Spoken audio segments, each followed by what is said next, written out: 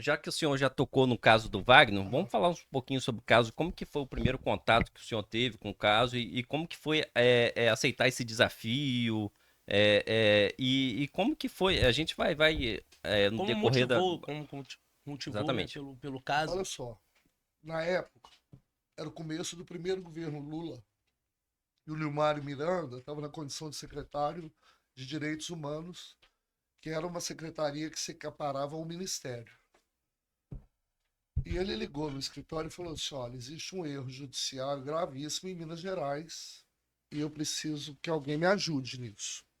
E como ele era uma pessoa, primeiro, de muito respeito, de muita credibilidade, e estava ocupando um cargo que eu acho fundamental numa história de uma sociedade que é Uhum, direitos humanos, eu comecei a cuidar do caso. uhum. Só que eu cuidei do caso porque, assim, ó, gente aparecendo no escritório de advocacia falando que é inocente, todo dia tem um Sim. monte. Uhum, verdade. Então eu comecei a cuidar do caso com muita reserva, porém com mais esforço em razão da credibilidade do Nilmário. Uhum, Até um dia que eu recebi uma fita cassete.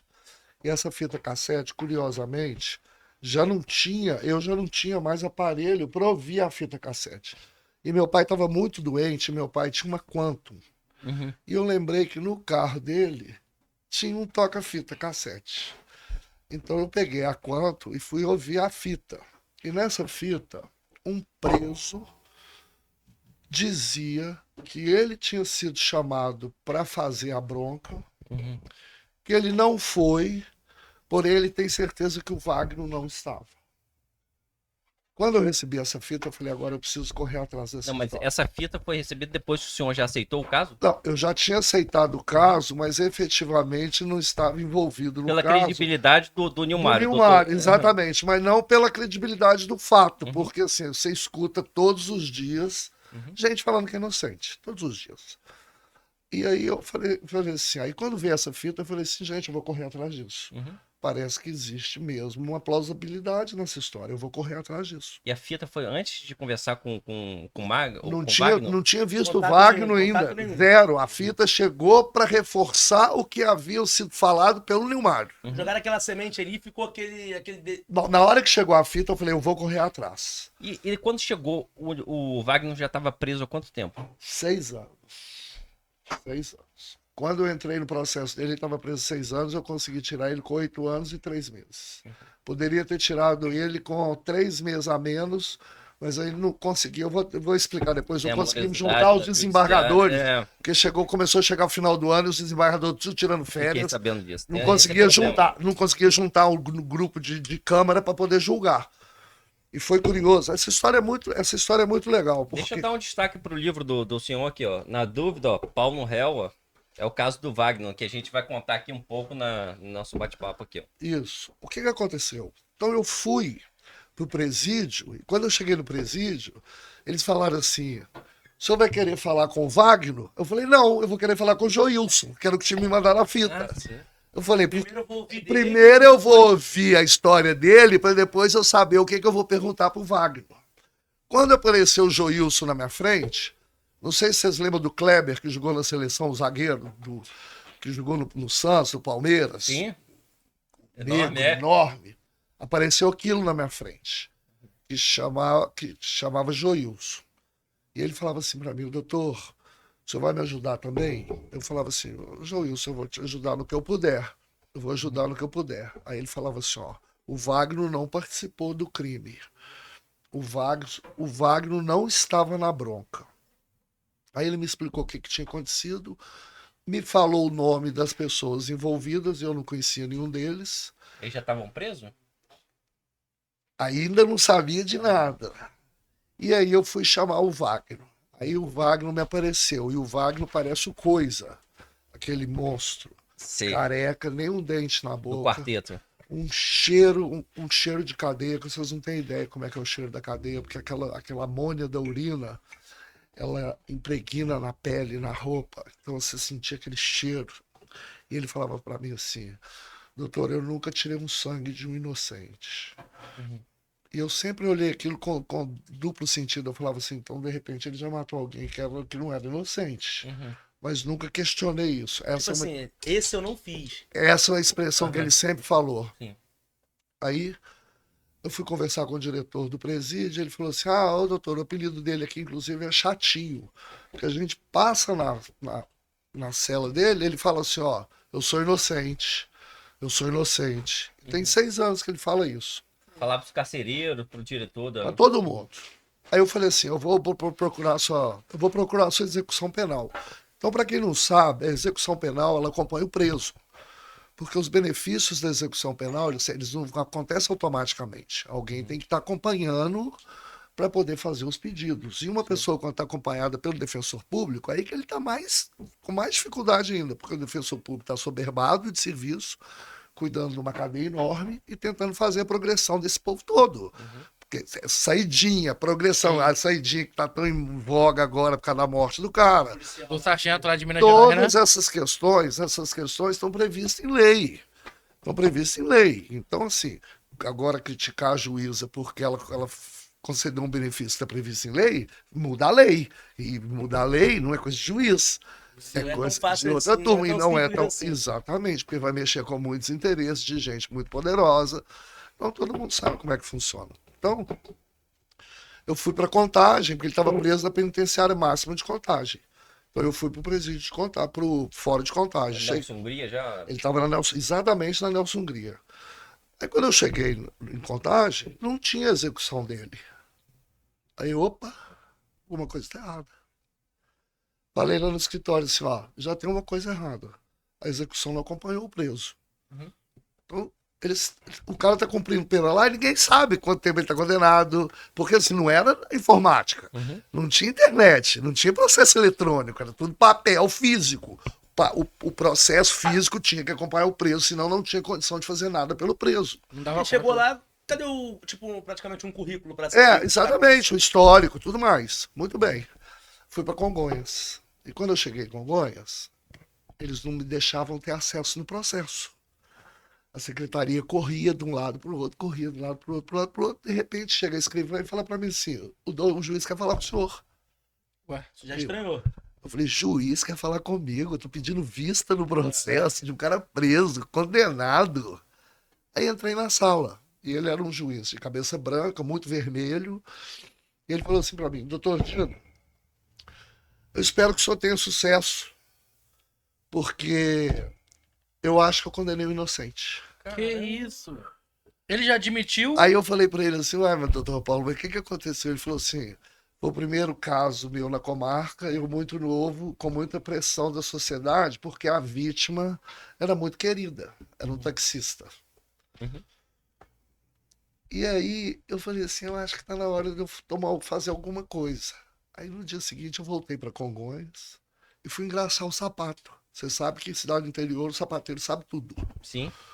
É igual salão de beleza de mulher. Exatamente. Aí eu sentei e falei, ô, você lembra do caso do Rodolfo? O cara falou, lembro. Pior de tudo que o Fuscão comprou o toca-fita e ninguém nunca ouviu o Fuscão pra nada. Caraca.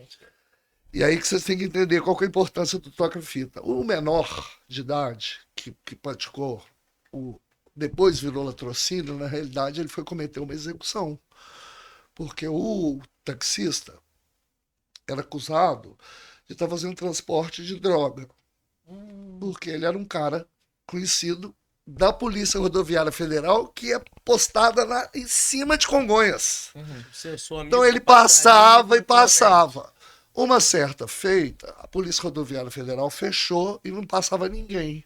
Ele retornou, desovou a mercadoria e quando ele foi lá falar onde estava, ninguém achou mais, ele foi jurado de morte.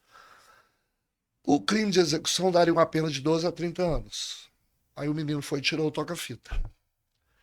E aí virou latrocínio. O toca-fita era aqueles de bandeja, TKR de bandeja. Vocês não lembram disso? Eu lembro disso. Nessa época que ele é mais você sabe. experiente. Ele levou. E ele vendeu esse toca-fita para esse tal de Fuscão. O Fuscão pôs o carro dele. Quando ficou sabendo que era do Rodolfo, tirou do carro e jogou na horta. Claro, não queria ficar envolvido. Aí fui para uma audiência com o juiz. Aí o juiz virou para mim e falou assim, doutor, mas a história é o seguinte. Falei assim, ó, o menor vai mudar de ideia, vai mudar de depoimento, porque ele tinha 16 anos na época, ele agora tem 24. Já tinha cumprido a pena. O menor não Pena teve não é pena. pena, né? Ele Só tomou, teve- exatamente. Mas nessa época agora ele já pegava. Ele já maior. Não, aí ele foi e É a falou... época dos fatos. Aí o juiz virou para mim, eu fui, eu rolei todas as testemunhas do processo original. Todas. Falei assim, eu quero ouvir todo mundo de novo. E você sabe que uma mentira, você não conta duas vezes igual. Não, conta. E uma verdade, Tem você, aquele 9 detalhezinho. anos depois, você vai contar igual. E foi o que aconteceu. Pode falar. Mas isso, ele foi condenado na primeira instância e também pelo tribunal, né? Não, condenado à primeira instância, condenado, Foi confirmado. confirmado no tribunal. A primeira revisão criminal dele foi julgado Trânsito em improcedente. julgado. Transitou em julgado, fizeram uma revisão Como criminal. que faz pra corrigir isso? Muito bem. A revisão criminal só cabe nos processos que já acabaram. Uhum. Se existir qualquer espécie de recurso, não é revisão criminal. Uhum. Então, eles já tinham tentado fazer uma revisão criminal para ele. E a nossa chance de perder a revisão criminal era enorme, por isso. Uhum. Só que o menor virou e falou assim, eu vou falar a verdade, já com 26 anos. Uhum. Então, um juiz muito mal-humorado... Mas porque vocês conseguiram convencer o menor para falar isso? Ou como é que foi? o Wagner, a família do Wagner é muito conhecida em Congonhas. E o caso do Wagner ficou muito famoso em Congonhas. Ficou todo mundo muito condoído, porque o Wagner era um quebrador de pedra. Ele foi preso no dia do aniversário dele. Ele saiu para comprar uma caixa de cerveja, voltou 8 anos e meio depois, sem Que dente. isso? Mas ele Sem era... dente, sem família, Ele foi torturado. sem... Foi? Ele apanhou Ele vai tanto, começar. ele tomou uma paulada na boca, no sentido horizontal, que pegou aqui em cima. Com 3 dias ele cuspia os dentes. Aí o delegado, representante do Ministério Público, chegou lá, viu ele todo ensanguentado. Uhum. Falou assim, ele tem que ir pro ML agora. Aí a polícia pôs ele dentro do camburão, ficou passeando com ele em Congonhas, devolveu ele e falou que tinha ido pro ML. Nunca foi, não tem nenhum corpo de delito, nada. Ah, nunca- mas o Ministério Público não exigiu Dois. o laudo? Lembra que não tinha internet, não tinha telefone tinha, celular, Cara, tudo, Tá falando, tudo no 90 papel. aí, 90 aí. Tudo no papel, papel some, advogado já comeu cheque, vocês não têm ideia o que já foi feito na justiça brasileira, Caraca. entendeu? E aí nunca conseguiu provar. E curiosamente, quando a gente ganhou a ação da revisão e foi pedir a indenização, o procurador do estado de Minas Gerais arrolou os policiais, esses. E foi, nós chegamos na audiência da indenização, eu virei para o juiz e falei assim, uai, doutor, nós vamos reabrir a instrução criminal? Porque essas testemunhas estão aqui, são as pessoas que bateram nele. Uhum. O juiz Não, falou, calma aí. Vamos lá. Teve o processo. não, então vamos, É. vamos devagar. Vamos devagar. Foi o que eu falei, 2 horas de podcast não, é a gente tem muito suficiente, pra não. conversar. Hoje é até 4 horas da manhã. Então vamos lá.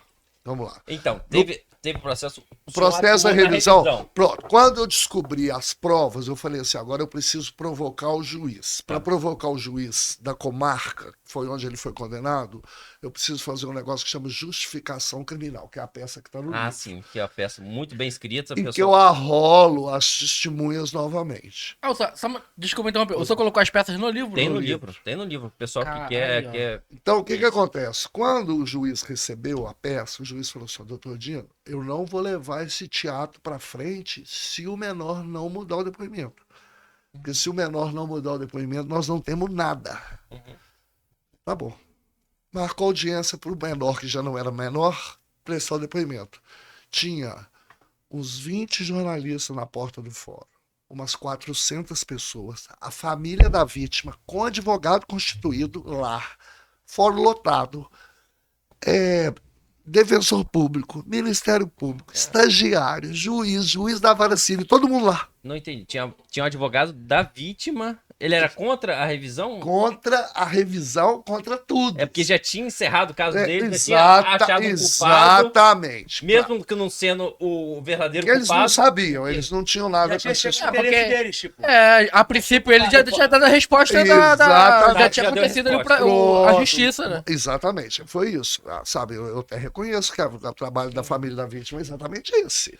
Mas beleza, o da vítima é esse, mas do Ministério Público e da Justiça Não, não, deveria ser. todo né? mundo acompanhando, esperando esse primeiro depoimento. Aí virou para ele e falou assim: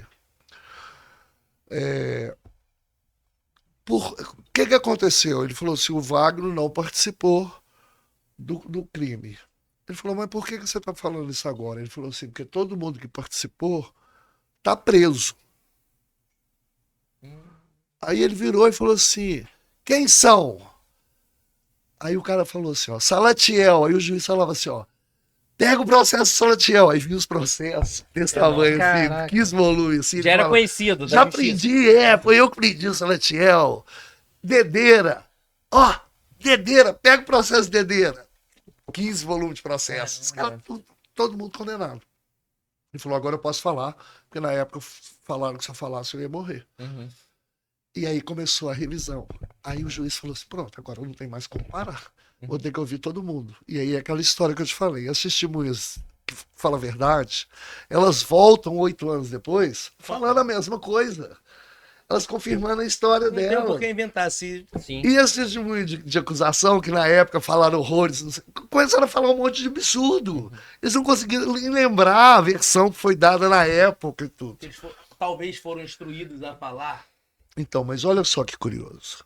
Quando o juiz me autorizou a ler o processo tinha 642 páginas ou folhas. E eu lembro disso como se fosse hoje. E eu ando de moto. Tanto que assim, eu até pensei em vir de moto pra cá. Eu adoro andar de moto. Eu andei de moto minha vida inteira. E eu tava de moto. Então eu marrei o processo na garupa e fui embora. Só que antes de eu chegar no meu escritório, é minha casa. Eu vindo de Congonhas. Falei, já fico em casa hoje, fim do dia. E sentei na privada para começar a ler, tá? Quando você chega em casa, tira a roupa, tira o terno. Falei, vou dar uma lidinha no processo. Não consegui parar de ler, li o processo inteiro. Sentado na privada, eu tive cãibra na bunda. Eu comecei a ligar para os meus sócios, falavam assim, o cara é inocente, eles falavam assim, insuportável, você, Só todo pela mundo é leitura do inocente. processo. Mas não, eu falava assim, na hora que eu li o processo, eu falei, o cara é inocente. O cara é inocente. Porque quebra-cabeça Não começa tem a se- como, não tinha como condenar prática, com as provas que tinham lá. Era tudo um absurdo, tudo mal feito, mal conduzido, uma rapidez gigantesca. Ele em 60 dias estava condenado. Mas o problema era onde? Era no inquérito? Onde Exatamente. estava o problema? Um inquérito muito mal conduzido, acobertado pelo Ministério Público, que não pediu diligências, não fez nada. Ele tinha um defensor público, e o defensor público, infelizmente, não faz investigação defensiva, porque ele não tem condição de sair procurando, investigando a vida de cada um que ele está atendendo. Ele não teve advogado. O único advogado particular que o Wagner teve foi eu, depois de 6 anos e algumas Eu coisas. sei que ele tinha uma testemunha-chave, né? Que comprovava que ele não estava naquele local, mas só que a testemunha faltou, não foi Não, isso? a testemunha era o colega dele de quebrar Uhum. pedra. E ele foi reinquirido. Ele foi reinquirido quando da justificativa, ele foi ouvido de novo. E o juiz perguntou, mas por que você não apareceu? Ele falou assim, porque eu estava quebrando pedra. E eu vivo de vender caminhão de pedra. E não é uma pedrinha, é quebrar uma pedreira com marreta, carregar a pedra nas costas e carregar um caminhão. Então, se aparece o cara querendo comprar um caminhão, ele não vai largar tudo para ir prestar um vai. depoimento. Ele tá, Pra perder um dia de. Uhum. entendeu? Então foi o que aconteceu, foi a justificativa que ele deu lá. E a defensoria não correu atrás da. Não tem como, Não tem, não é é muito culpa processo, da né? corrigida. A defensoria não se presta a esse papel de fazer defesa, a essa investigação defensiva, que é você correr atrás de prova para poder ajudar o seu cliente antes dele ser condenado. Uhum. Porque assim, recorrer, a defensoria recorreu, fez todos os recursos e tudo mais. E o curioso nessa história toda é que quando o juiz acabou a justificativa, ele fecha o processo e me entrega para eu poder fazer a distribuição no Tribunal de Justiça de Minas Gerais, que é em Belo Horizonte. Então ele me entrega e fala assim, ó, eu espero que o senhor consiga. O juiz condenou. E aí eu vou para Belo Horizonte para fazer a distribuição. Vocês já ouviram falar do juiz, chama ele Lucas, foi o primeiro juiz que condenou Fernandinho Beiramar. Sim. Uhum. Durante muito tempo, ele para poder ir no banheiro, ia um policial na frente, Ele olhava desembargador se ele, né? foi desembargador e foi o relator do caso, do pedido do Wagner. Ah, sim. Sabe quem foi o promotor do caso do Wagner? O Rogério Greco, que hoje é o secretário de segurança. Caraca, cara. Ele ama ele. Secretário de Ele atuou na revisão, né? Ele atuou, ele foi o procurador, o parecer a favor da revisão, que veio do Ministério Público, é do Rogério Greco. Uhum. Não, inclusive, a gente estava todo mundo em Fortaleza, a gente já riu muito dessa história. Porque hoje ele tá fora, né, desse esquema do Ministério Público, mas ele foi um cara muito correto. E o doutor Eli Lucas, uma pessoa extremamente severa. Quando foi distribuído para ele, eu falei assim, bom, agora é o seguinte, ou nós vamos conseguir, ou o Wagner vai cumprir os anos todos dele de cadeia. Porque assim, se existe uma pessoa que é correta, justa, porém dura, é o doutor Eli Lucas. Ele não tinha analisado o caso dele inicialmente quando condenou o tribunal. Não. Nem podia. Não pode, né? Não. A revisão foi sorteada por um grupo especial, que é um grupo de câmaras, que tinha 12 desembargadores para votar. E aí, É aquela câmara que representa o plenário? exatamente, como se fosse do plenário. Sim. Não, e aí, o que aconteceu? Novembro, sai o parecer do Rogério. Aí eu falei, corri no presídio. Falei, cara, 1-0 para nós. Da Procuradoria. Ministério Público tá do nosso lado, 1-0 para nós. Eu vou te tirar antes do Natal. Uhum. E aí Isso em que ano? Foi 2006? 2005? 2006? 5? Acho que foi 5. Data não é meu forte. Não, e aí o que aconteceu? Aí que vem a parte legal da história. Eu não consegui reunir os desembargadores. Então eu fiz o habeas corpus. Falei, vou fazer o habeas corpus. Eu vou pro STJ e vou fazer o habeas corpus. Aí fiz o habeas corpus e fui pro STJ. Eu pagando tudo. Fui pro STJ. Cheguei no STJ, caiu com o ministro Nilson Naves, que era outro duro. E ele foi e me chamou na sala dele. Quando eu distribuí o habeas corpus, deu meia hora. Ele, doutor Tino, o ministro quer conversar com o senhor. Aí eu falei, cara, vou conseguir. Ele virou para mim e falou assim, doutor, revisão criminal é de responsabilidade do colegiado. Eu não posso dar uma liminar, mesmo eu tendo certeza que o senhor está certo. Caramba. Porque eu sou uma decisão individual. Uhum. Só preciso de uma decisão colegiada. E a decisão colegiada só vai conseguir no Tribunal de Justiça. Aí eu falei assim, eu quero desistir do habeas corpus. Aí ele falou, o senhor está certo. Por quê? Se eu não desistisse, ele ia pedir informação pro Eli Lucas. E eu não queria. E eu não queria provocar ele. As coisas estavam indo muito bem. Eu falei, eu vou desistir do habeas corpus. E voltei para casa. E não consegui soltar. Aí passou mais um Natal. Mais um ano. O recesso, tudo. Tudo isso. 14 de fevereiro, primeira sessão do pleno. Eu abro, uns 15 dias antes, eu abro a publicação assim, tá lá. Revisão criminal. Marcado o julgamento, sessão do julgamento, 14 de fevereiro. É agora. Vambora, acabou. É agora, é a hora ou... E eu tava com diverticulite. Eu tirei Fiquei 2 metros do meu intestino. Tava com aquela bolsa também. O senhor usou aquela bolsa Eu também. usei, mas não nessa época. Aí eu tava passando muito mal, sentindo muita dor. Nós fomos pro julgamento. E o Eli Lucas fez um voto de mais ou menos 14 páginas. Nas 7 primeiras, ele veio justificando a condenação. E meu intestino dando nó. Que agonia que E eu dá. falava, eu vou perder. E a Rádio Itatiaia, que é uma rádio famosa de Minas Gerais, narrando ao vivo como se fosse um jogo de futebol. Dentro do plenário. Minha filha, pequenininha, dentro do plenário. Lotado. A Rede Globo esperando o resultado. Eu sei que o pessoal da cadeia também tava Calma, ouvindo não, também. é por causa da Itatiaia. E o pessoal da cadeia todo escuta Itatiaia. Aí o jornalista saiu na 8ª folha, o doutor Eli Lucas falou assim, entretanto, aí ele deu 7 folhas de voto justificando a absolvição. E votou pela absolvição. Caraca. Não, e foi um barulho, fez assim, ó. O plenário fez assim, ó. Aí o cara da Rádio Itatiaia, 1-0 pela absolvição, e foi narrando igual jogo de futebol. Aí o povo na cadeia começou a comemorar e passava os pratos de alumínio na grade, assim, fazia. E eu não tô sabendo de nada, eu tô lá dentro do tribunal. E uns 6 meses antes, eu tinha trabalhado na desapropriação da casa do Juscelino, no entorno da Lagoa da Pampulha, para o complexo JK. Uhum. E aí, de repente, 2-0, 3-0, 4-0, 5-0, 6-0, 7-0, pronto, acabou. Acabou. Explodiu a cadeia. E eu não tô sabendo de nada.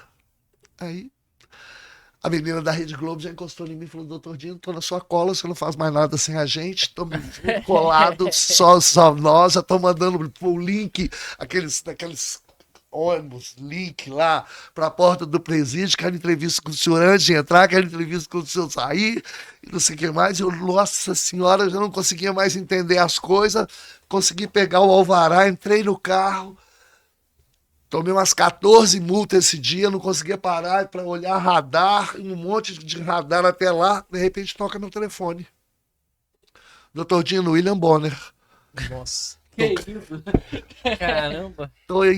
Tô colocando minha equipe, tá descendo a equipe do Nacional para fazer uma matéria com o senhor amanhã às 7 horas da manhã em Congonhas, que vai passar no Jornal Nacional de amanhã à noite. Uhum. Falei, tá bom. E fui embora pro presídio. Aí me toca o telefone. Doutor Dino, falei, pois não. Aí você já atendia assim, ó. Doutor Dino, pois não. Doutor Dino é da Folha de São Paulo. Eu falei, pois não. Ele falou assim, é sobre a casa do Juscelino. Eu falei, não, hoje eu não tô conversando de casa do Juscelino. Acabei de soltar o cara, eu tô indo lá buscar meu preso. Ela falou, o senhor que é o advogado dele? Doutor, rebelião na cadeia. Tiro de borracha pra todo lado, falaram que ninguém entra, ninguém sai. Eu falei assim, eu vou tirar meu cliente, nem que seja pelo muro. Aí sai a matéria na Folha. Disso, Sai a matéria na Folha de São Paulo desse tamanho. O advogado disse que vai tirar o cliente dele pelo muro. Aí chegamos lá, cara, tiroteio na cadeia. Que isso? Quebra-pau, barulho, a gente lá de fora ouvindo aquele negócio todo. Eu falei, eu vou entrar, chamei o diretor do presídio, eu vou entrar, não quero saber, vou tirar ele daí, vou tirar, me puseram pra dentro. E quando me puseram pra dentro, me colocaram numa sala que eu tinha uma visão do pátio vindo, sem eu saber que ele viria nessa direção. Sim. Aí eu tô lá dentro conversando, a hora que eu olho pro pátio, tá ele vindo algemado, Ah, eu fiquei sabendo disso. carregando uma televisãozinha desse tamanho, 14 e um polegadas. saco de panela velha. Vários sacos. Já. Eu falei assim, ele tá algemado? Eu falei, doutor, é praxe que o preso anda algemado. Ele não é preso não, maluco. Uhum. Ele não é preso não. Tira essa algema agora. Vocês estão ficando doidos. Cara, eu fiquei possesso. Comecei Tá com a doutora Flaviane. Aham. Tira agora. Não, e o Nilmário tava junto. E o Mário também, é. Nilmário tava nessa cena, o Nilmário Tem tava uma junto. foto histórica que você. Ele com a televisãozinha. Não, e você o cara com- com um pedaço de pau atrás de nós, assim, ó, Sim. querendo bater na gente, o segurança. O segurança do presídio com um pedaço de pau. Ele levou a gente até na porta com um pedaço de pau desse tamanho na mão, por causa do terrorismo que tava dentro da cadeia. Caraca. E aí, o Wagner foi pra Congonhas, eu fui pra casa e no dia seguinte, às 7 horas, eu encontrei com a Rede Globo pra fazer a matéria. Uhum. No meio dessa manhã, a menina da Rede Globo virou pra mim e falou assim, doutor Dino, a Ana Maria, que é o senhor lá amanhã às 7 horas, pra começar o programa, com vocês já no programa. Ana Maria Braga? No Braga. dia seguinte da soltura. No dia seguinte da soltura, a gente guarda, a gente gravando o Jornal Nacional. Uhum. E primeiro eu não tinha noção do alcance que estava tendo as coisas, porque eu estava fora, você não tem internet, lembra disso? Uhum. Tinha internet para ficar constando, não apareci 2.000 Sim. vezes, 3.000 vezes, nada disso. Eu falei assim, E a ó, Divercutil. me matando, já me torcendo pagou? a barriga, eu só no líquido. Divercutil. É uma coisa engraçada. Eu com diverticulite e ele não tinha nenhum dente na boca. Então, quando eu avisei, ó, ele não tem documento, eles falaram assim, ó, pode ir pro aeroporto que o delegado da Polícia Federal vai embarcar vocês, nós fomos pro aeroporto. Uhum. O Vaguinho nunca tinha andado de escada rolante. Essa história é boa. Aí ele subiu assim, ó, de 4, Que isso? na escada rolante, Aí do já foi aeroporto de bom motivo Confins. também já pra... De aeroporto de Confins. E nós entramos no avião exatamente quando estava passando o Jornal Nacional. Então a gente não assistiu, cara. Caramba. Quando a gente desceu em Congonhas, meu amigo, eu tinha virado estrela. Gente passando a mão em mim, falando, senhor enviado de Deus, o motorista de táxi não quis cobrar da gente. Rapaz. E nós ganhamos um voucher pra comer no namoro na churrascaria lá no Morumbi, eu com diverticulite e ele não tinha nem um dente na boca. Aí nós começamos a rir, porque eu só podia tomar líquido e ele só podia tomar líquido. Falou, nós vamos fazer o que nesse rodízio? Ele, tem sopa? Eu falei, não vamos pôr esse rodízio, não, vamos ficar aqui. E no dia seguinte a gente acordou muito cedo e nos colocaram dentro do estúdio da Ana Maria antes de começar o programa. Eu nunca tinha visto desse jeito.